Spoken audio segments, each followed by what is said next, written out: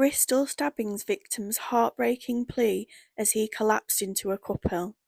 Mason Rist, 15, and Max Dixon, 16, sustained fatal stab wounds in Knoll, West Bristol before suspects fled the scene in a car, and one of the victims reportedly made a heartbreaking request before dying. A woman has revealed the horrific moment she watched a stabbing victim beg for help as he died in front of her. Bristol Police has launched a murder investigation after an incredibly shocking and tragic incident. Two boys suffered fatal knife wounds and both died some hours later in hospital. Dozens gathered at a vigil in memory of the two lads. The teens have now been named locally as Mason Rist, 15, and Max Dixon, 16. A 44-year-old male and 15-year-old boy were arrested, and a further two men, 20 and 22, were arrested also. One local resident, Kirsty Kidd, reportedly claimed to be the first person on the scene, as she recalled holding one of the victims, Mason, in her lap as his life ebbed away. "I feel like I could have done more. I'm so broken," she told The Independent. "I stopped the bus and everything. He fell into my ex-partner's arms and then onto the floor. I gave him my blanket and pillow and stayed with him. It was only us out there, then everyone came out. I saw his wound, which I can never forget.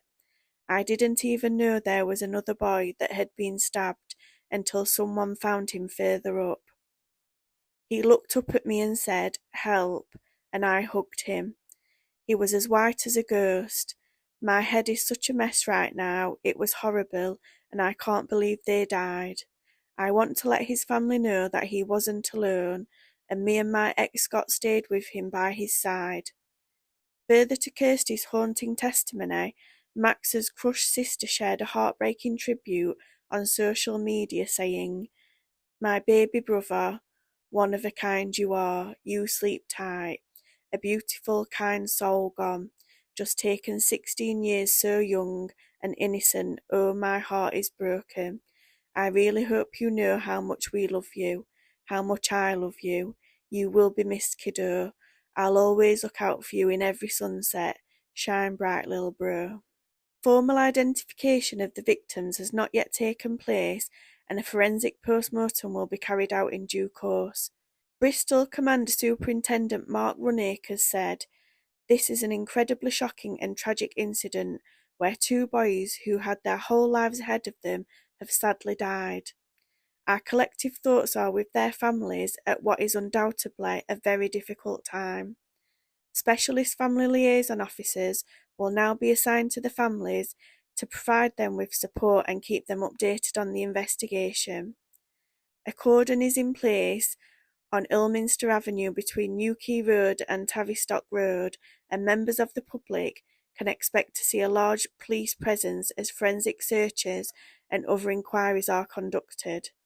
There are a significant number of properties within the cordon, and we would like to apologise for the disruption caused, but we hope people understand the importance of the work being carried out. House-to-house inquiries are underway, and CCTV and doorbell footage continues to be gathered. We have also identified several witnesses who will be taking statements from. Detectives are particularly keen to speak with passengers on a bus which was on Ilminster Avenue at the time of the incident.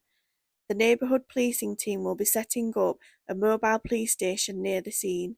We encourage anyone with any concerns or questions to speak to any of the officers.